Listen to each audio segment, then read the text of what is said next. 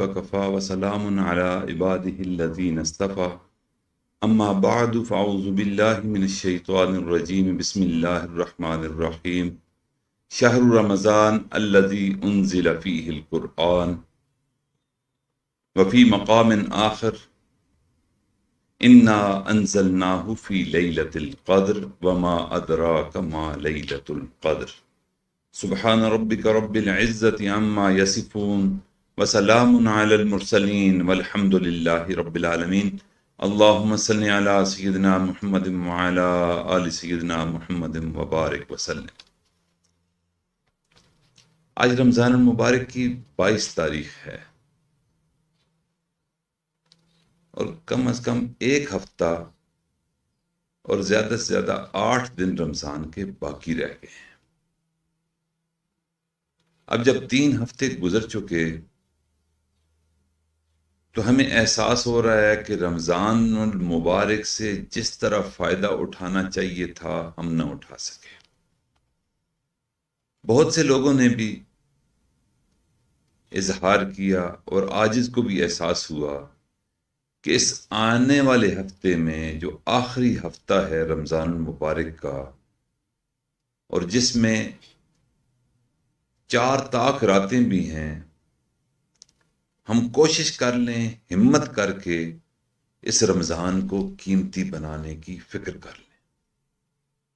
نبی علیہ الصلوۃ والسلام نے آمین کہی تھی، جبرائیل امین نے دعا مانگی تھی کہ ہلاک اور برباد ہو جائے وہ شخص جس نے زندگی میں رمضان پایا وہ اپنی مغفرت نہ کروا سکا۔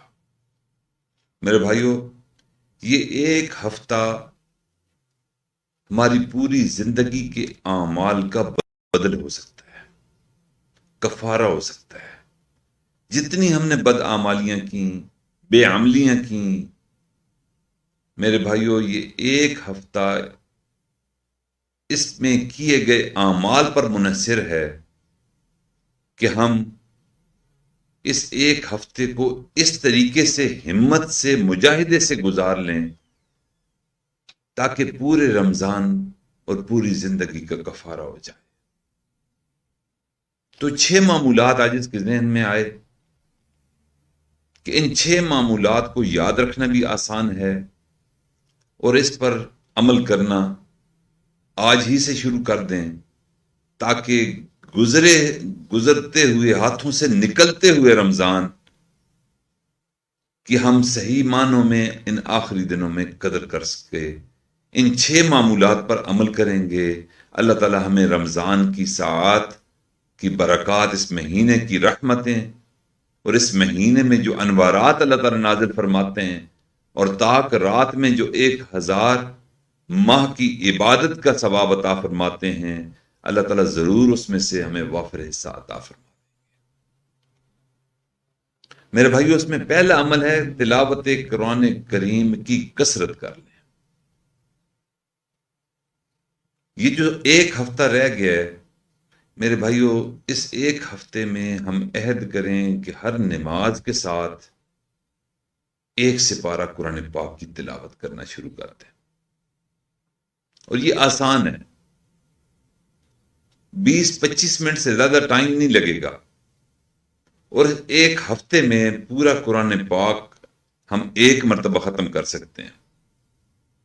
میرے بھائیو، شیطان کاہلی اور سستی پھیلاتا ہے، مایوسی پھیلاتا ہے کہ گزر چکا، اب تم کچھ نہیں کر سکتے۔ لیکن میں آپ کو مثال دینا چاہوں گا کچھ لوگوں کی کہ جو عاجز کے ملنے والے ہیں، تعلق والے ہیں، حلقے میں داخل ہیں۔ ان میں سے بہت سے لوگ ایسے ہیں کہ جن کا معمول ہے کہ وہ 1 منزل روزانہ تلاوت کلام پاک کرتے ہیں۔ قرآن پاک کی 7 منزلیں ہیں، 7 دنوں میں وہ قرآن پاک کو ختم کر لیتے ہیں۔ ہم بھی ہمت کر لیں تو روزانہ ہر فرض نماز کے بعد مسجد میں ہی جماعت کے ساتھ نماز پڑھیں اور پھر اس کے بعد نوافل سے فارغ ہو کر 1 پارہ تلاوت کر کے وہاں سے اٹھیں۔ میرے بھائیو، قرآن بھی ختم ہو جائے گا اور اللہ تعالیٰ قرآن کی تلاوت کی وجہ سے ہمیں ایک ایک حرف پر 10 نیکیاں بھی عطا فرمائیں گے۔ اب حروف تو ہزاروں لاکھوں میں، تو آپ خود سوچ لیں کہ ہمارے نام اعمال وہ کتنا وزنی ہو جائے گا۔ اور حضرت امام اعظم ابو حنیفہ رحمۃ اللہ علیہ کا بھی معمول مبارک یہ تھا، وہ کثرت تلاوت فرمایا کرتے تھے۔ ان کا معمول مبارک تھا کہ ایک قرآن پاک دن میں ختم فرماتے اور ایک کلام پاک رات میں ختم کرتے، اور یوں 30 دنوں میں 60 قرآن پاک ہو جاتے، اور 10 پارے آپ روز تلاوت فرماتے تراویح میں، قیام اللیل میں۔ تو ان 10 سپاروں کی تعداد مہینے میں 3 قرآن پاک کی بنتی ہے۔ 3 پارے روز ختم فرماتے تھے، تو 3 پارے 10 دنوں میں ختم ہو جاتے تھے، اور یوں ایک ماہ رمضان کے وہ 3 سپارے 3 کلام پاک یوں ختم کرتے، تو 63 مرتبہ ایک رمضان المبارک میں وہ قرآن پاک کی تلاوت فرمایا کرتے تھے۔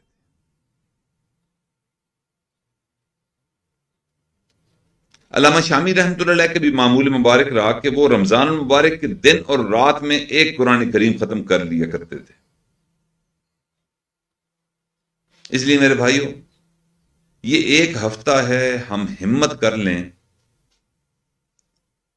کہ روزانہ ایک منزل اگر پڑھ لیں تو 7 دنوں میں قرآن مجید ختم ہو سکتا ہے۔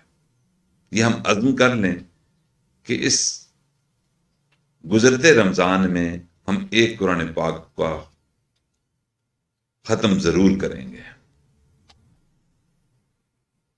یہ تو تھا پہلا عمل۔ دوسرا عمل ان چند دنوں، معدودے دنوں کے لیے کیا ہے؟ وہ ہے کہ نوافل کی کثرت کر لیں،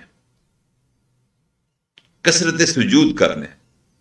میرے بھائیو، یہ وہ عمل ہے جو نبی علیہ الصلوۃ والسلام جب جنت پر گئے، جنت کے دورے پر معراج کی رات گئے،